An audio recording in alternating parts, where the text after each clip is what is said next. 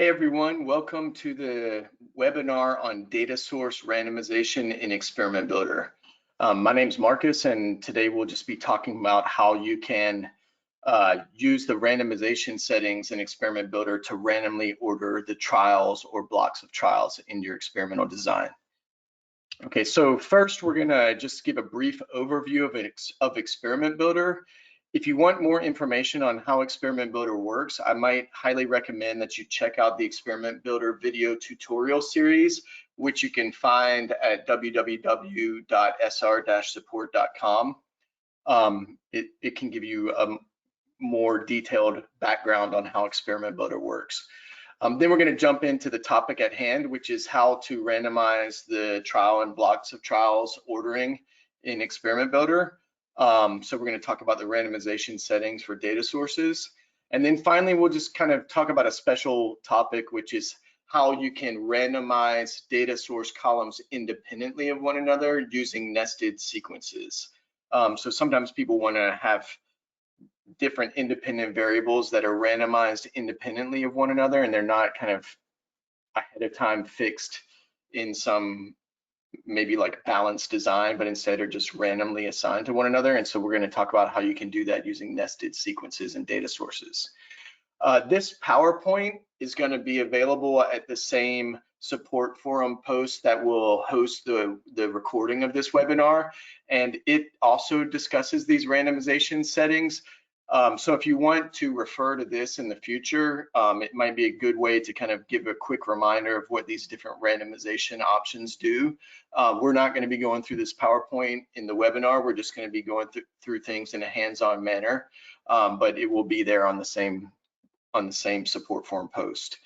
And the two experimental projects that the two Experiment Builder projects that we're going to talk about today are also going to be posted at the same support forum post. Okay, so I'm going to exit out of this and let's talk about the first project here that we have called Simple Randomization Settings.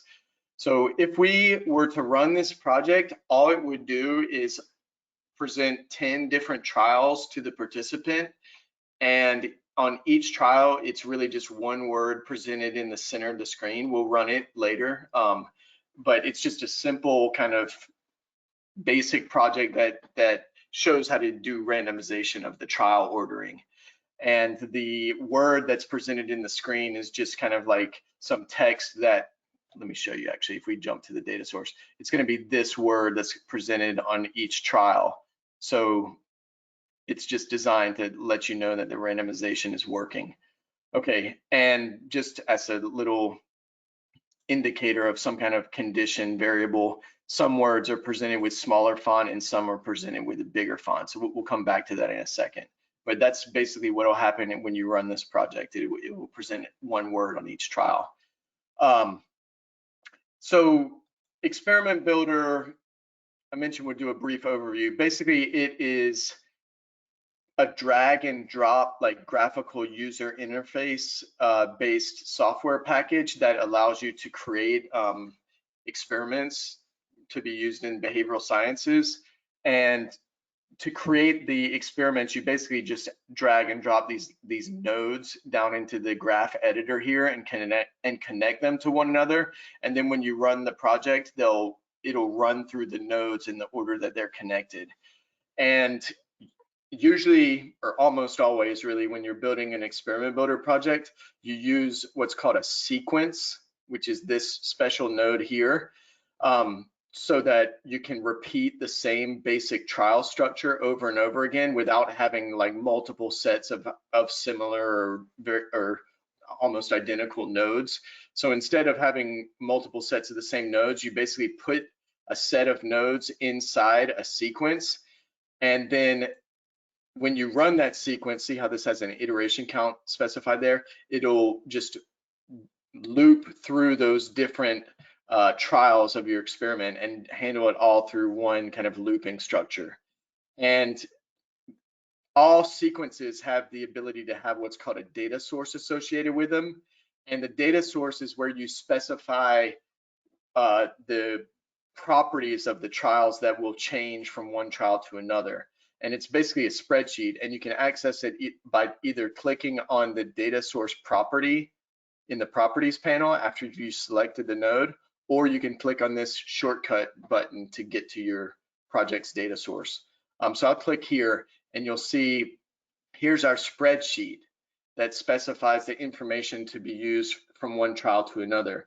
And basically on each iteration, it will use a different row, okay?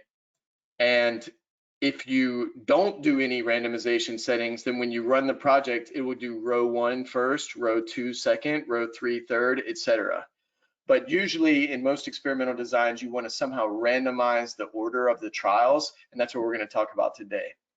So let's quickly go over the columns that we have here. So we have a column here that's just like a unique identifier for each trial. We have a column that is going to be the word that's presented or the text that's presented in the center of the screen on each trial. Then we have a font size column that specifies the size of the font. And we just have a condition code here, condition 1 versus condition 2. Then we have a practice column that's going to distinguish practice trials versus experimental trials. Then we have a block column, which is basically in our design, we're going to have 10 trials per participant, and they're going to get 2 practice trials, and then they're going to get 2 blocks of 4 experimental trials in each block. And so this block column specifies the different block types. Then we have counterbalance, and you might have noticed that these trials look to be in 2 groups of 10, and so that's something we're going to come back to. But basically, when we run this project, it's only going to use 10 of these rows, and that's because we're using this counterbalance column in a special way. And just to kind of, I guess, give a little foreshadowing, when you run this particular project, when you first run it, it will ask you which counterbalance you want to use, and it will allow you to select A or B, and then it will only use the rows that have the value that you choose. Okay, so this information is, before we get into the randomization, this information is used in the trial. So if we jump to the display screen action that presents the word, you can see that this text resource has a couple properties that are referring, let's move this over a little bit so you can see, that are referring to our font size for the font size property column of the data source, and the trial word column of the data source for the text property. So these properties refer back to this column and this column. And so that's how we're using that information in the actual trial. But you can get more information about that from that Experiment Builder video tutorial series. Okay, so if we want to randomize the order of these trials or rows of the data source, then we can click on this randomization setting button. And I'm going to actually jump ahead and talk about this option here first because it's the simplest option. So this enable trial randomization checkbox, if it's checked, it will make it so that the order of the rows in the data source is randomized. And if all you want to do in your experimental design is present the trials in a random order and you're not trying to distinguish practice versus non-practice or different experimental blocks, if that's all you want to do, then all you have to do is check this property here. Okay, so this is how you randomize the order of the rows. But often in our experimental designs, we want to constrain the randomization in some way, and that's where these blocking levels come in. So that's kind of the second feature of this randomization setting dialog. And basically, if you select one of these, let's move this over here. If you select one of these columns, here we have practice column is selected for our first blocking level. Okay, as you can see there, it's already selected, so I'm just going to ignore that warning. But if you have a column selected, then it will make it so that rows within that column that have the same value will stay together when the randomization scheme is applied. So our first blocking level is practice. And that means that all the rows in this practice column that have the same value, so these two rows have the same value and these rows have the same value, they will stay together when we apply our randomization scheme. And as I mentioned, in our experimental design, we're gonna have 2 practice trials followed by 8 experimental trials. And so we don't want the practice trials to randomly occur at the end of the experiment. We want them always to come at the beginning. And so we want to make sure that this randomize box is unchecked. So if you select a blocking level and then you don't check the randomize option, then it will make it so that the values that appear first in the data source will appear first when you run the experiment. So since this is not checked, the practice trials are always going to come before the experimental trials. Okay, and as I mentioned, in our experimental design, we have 1 block of practice trials, but then we have 2 blocks of experimental trials. You can see experiment 1 and experiment 2. So these are our blocks. And so we've selected here this block column as our second blocking level. And so that will make it so that once we get to the experimental trials, the trials that have EXP1 will stay together and the trials that have EXP2 will stay together. So we basically have 2 blocks of 4 experimental trials each. And in this case, maybe we want to randomize the order of those experimental blocks. And so we check that box. And that will make it so that it will be random as to whether experimental block 1 occurs first or experimental block 2 occurs first. Okay, so that's how you can block your trials so that they stay together. And you can have as many of these blocking levels as you want. In this example, we just have 2 blocking levels, but if you wanted to add more, you can do that. Okay, so that's how you can force certain trials to stay together. And then sometimes in experimental designs, you want to do kind of like a pseudo-randomization where you don't have more than a certain number of a certain trial type to occur in a row. So in this case, maybe we don't want to have more than 1 small font in a row. We want to make sure we alternate kind of small, large, something like that. And so you can select one of your columns. I've used condition actually here, which actually maps onto the font size. But basically, if you select one of your columns, you can then specify a maximum run length. So if I put 2 there, then that would mean we would never be allowed to have more than 2 condition 1s in a row or more than 2 condition 2s in a row. But I'm going to put it back to 1, and that will mean that we're never going to have more than 1 condition 1 or 2 in a row. So you can apply a little kind of pseudo randomization constraint here, how many in a row of a certain type you're going to have. Another option that we're not using in this experimental design, but that you could use in other ones, is called randomize on rollover. So in this experimental design, we're just going to run through all the trials of a given counterbalance and then end. But you could imagine a case where you might repeat the same 10 trials over and over and over and over again. And you could do that by putting like your trial sequence.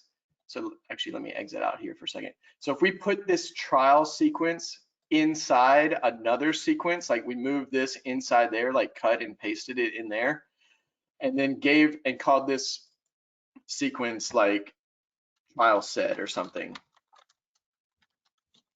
okay, or block or whatever you wanted to call it, and then gave this some iteration count greater than 1. So if we put this inside this, then it would go through all 10 of our trials 5 times. And in that case, each time we do another set of 10, we might want to re-randomize the trial order. And so if you go back to the randomization settings, that's what this means, randomize on rollover. If this is checked, then every time it does a new set of 10 trials, they'll be put in a new randomized order. If that's unchecked, then when you first run it, it will randomize them based on the constraints that you set up here. But then every time you go through them, it'll be in that same randomized order. It won't change from one kind of trial set to the next or one block to the next. So that's another option you can use there. And then we have this other option down here called splitting column. And this is super useful. So basically, this allows you to select one of your data source columns to be used as what we call a splitting column, which will make it so that when you run the experiment, it will ask you which of the possible distinct values that are specified here. So in this case, we only have 2 distinct values, A and B. And so when we run it, it will say, do you want to use counterbalance A or B? And if you choose A, then it will only use the rows that have A in the counterbalance column. And if you choose B, it will only use the rows that have B in the counterbalance column. And just to illustrate what I mean by counterbalance, like if you compare counterbalance B to counterbalance A, you can see it's basically the same words here, but the font size has been reversed. So for this one, practice trial 1 has font size of 24, and here practice trial 1 has font size of 48. So I've just switched which ones are large and small across the counterbalances. And that way you can present the same trials, but in different conditions across participants. And you can use this splitting column to create, so that you can have one project that allows you to run it in different versions or lists or counterbalances or however you want to think about that. So kind of like a rookie mistake that people make a lot of times when they're new to Experiment Builder is they'll save, like, let's say they had 4 counterbalances, they might save 4 different versions of the experiment, and it's just not necessary, and it makes things a lot more complicated than they need to be. Instead, it's a lot easier if you just use a counterbalance column here and then just have 4 sets of rows in your data source. And that way, if you want to make like some small changes to your experimental design, like maybe you wanted to, change which key is accepted on each trial or something, you don't have to change it in 4 projects. You can just change it in this one project. So I would encourage you to use this splitting column if you have different versions of the experiment to be run. Okay, so through these built-in randomization settings, you can do a lot of different experimental designs. Let me mention actually one more thing. If you ever wanted to do a test of your experiment and you wanted to preserve your experimental settings, but you for some reason are trying to debug things and you just want to go through the rows in the order that they're listed, you can just check this disable runtime randomization option. And when you check that, it will go back to going in a fixed order, and that sometimes can help you debug it. And then when you're ready to go back to your randomization scheme, you turn that off and you can see it's preserved those settings. So that's what this option is up here. The seed value, you have these 2 options, current time or session label. Most of the time you use current time, it's basically like what's the seed for the randomization algorithm. And if it's current time, then you're basically going to be guaranteed that you have a different randomization order, or it's kind of like as random as you can get for each participant. If you use session label, then if you use the same session label, that's basically like the EDF file name if it's an eye tracking experiment. Then if you use the same session label, it will actually end up with the exact same randomization order if you do that same session label multiple times. But usually you just use current time. Okay, so anyways, these are the randomization setting options. And most of the time you can accomplish your randomization needs through this. In some kind of strange circumstances, this might not get you where you want to go. And so in that case, you could turn off the randomization setting, either disable it here or just not use any of these options. And then you can find your sequence. Sorry, let me go back here. You can find the sequence that is going to do the looping and that is associated with your data source. And you can check, oops, I already had it checked from when I set it up. Usually you would want this prompt for data set file to be unchecked. But if you didn't want to use the randomization settings that are associated with your data source, then you can check this property prompt for data set file.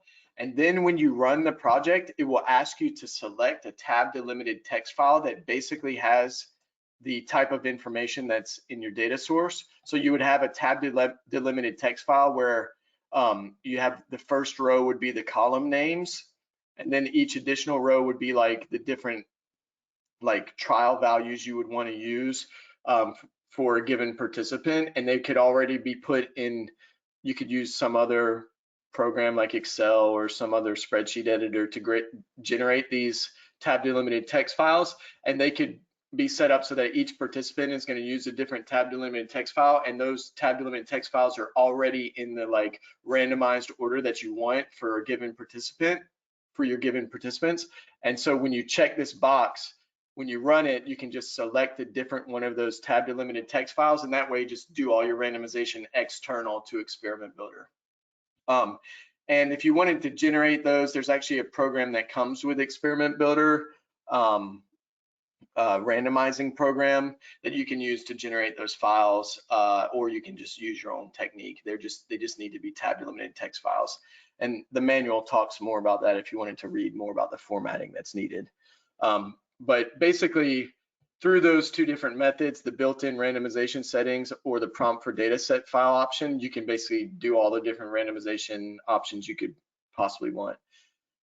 So let's just do a little test so we can see how this works. So let me turn on my web. I have a webcam that's pointed at the monitor for this. Basically, I've discovered that if you run an Experiment Builder project and we're using this webinar software to record the webinar, then it actually kills the video. And so I have to just use a webcam pointed at the screen. So I'm going to share my webcam, and then let's just do like a little test run. Close this thing. Let's do a little test run, and we'll see what happens. So this gives you a little warning. You're running in a test run mode. This is not the way to do like actual data collection. This is just used for testing your experiment. If you wanted to do a real run, you would deploy the experiment first and then run the deployed project. But anyways, we're just testing it. So I'll say yes. And you can see it's building the project, and then it asks for the eye tracking data file name, and I'll just use the default test.edf. And it says we're running in dummy mode. I forgot to mention, but in this project, I've set under the devices tab, under the iLink settings, I've set up for dummy mode so that it's not going to try to connect to the eye tracker. And so that's all that it's saying there, is that we're in dummy mode. And you can see, okay, once we get past that, it's asking for the value of the column counterbalance, and you can see it's A or B. And so if I choose A, we're just going to use that the first 10 rows from our data source. And now it's running. Okay, and get some instructions at the beginning of the experiment.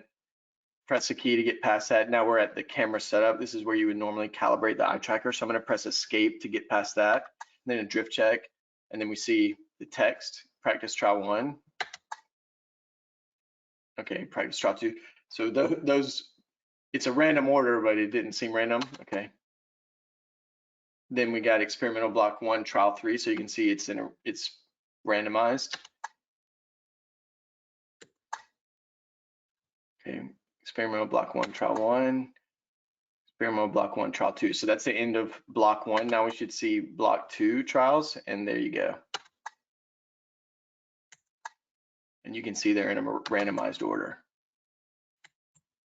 Okay, so those are the randomization settings for Experiment Builder.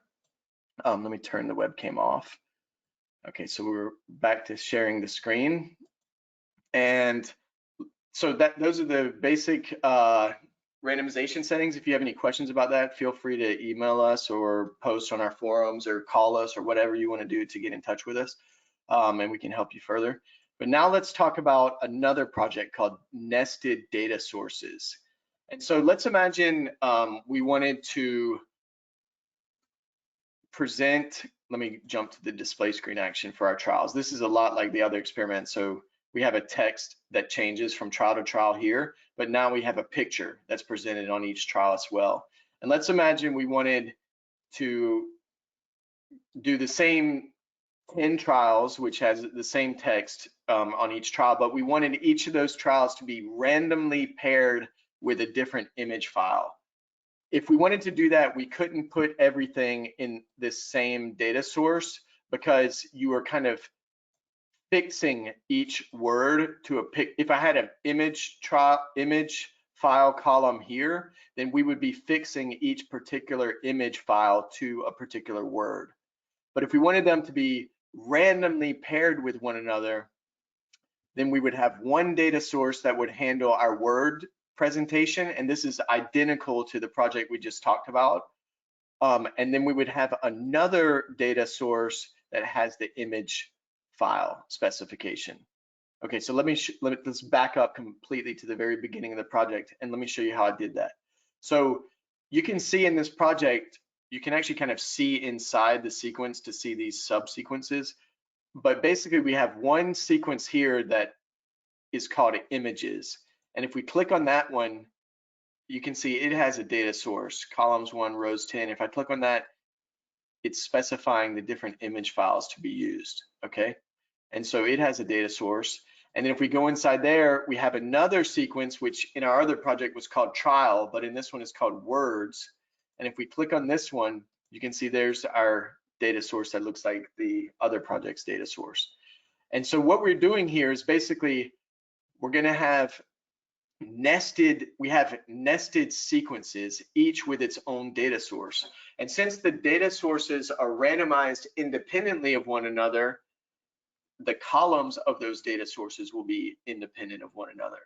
So rather than put our image file column in the same data source as the words, we just put it one level up in a separate sequence.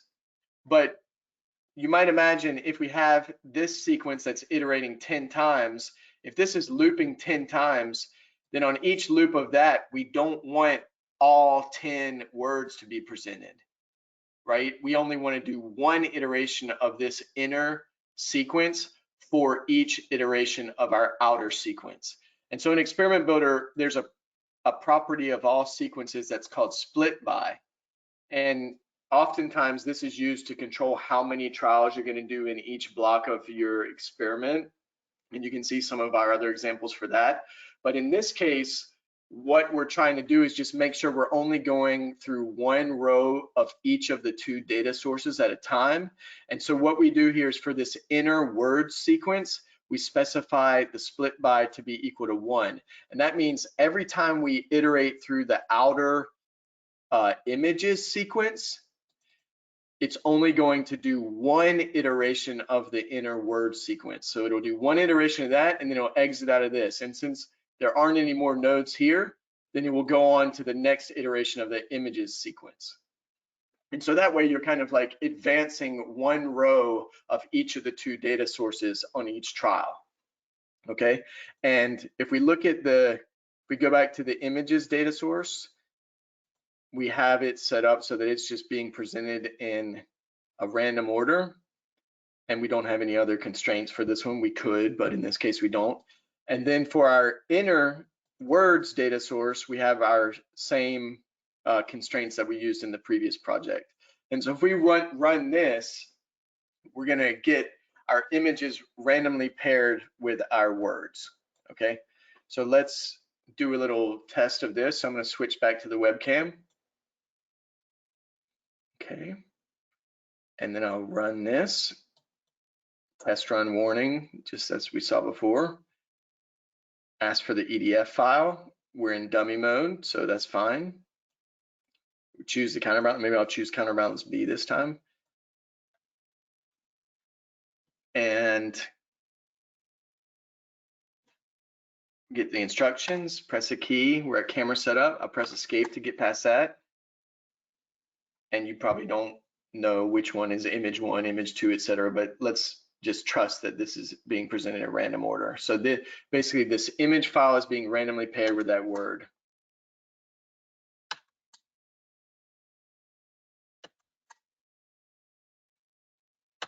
And on this one, I think I forgot to make a reference to the font size for the text resource that's presenting the word. So that's why the font size isn't changing, but you could do that. Okay. So you can see in this case, we got, that time we got experimental block 2 came first. So you can see that the block ordering is working.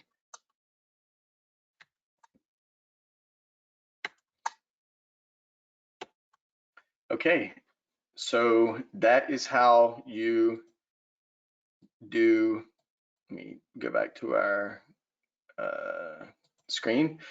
So that is how you do independent randomization of data source columns in Experiment Builder. And that concludes our webinar. If you have any questions, don't hesitate to get in touch. Thanks everybody for joining, and stay safe and healthy.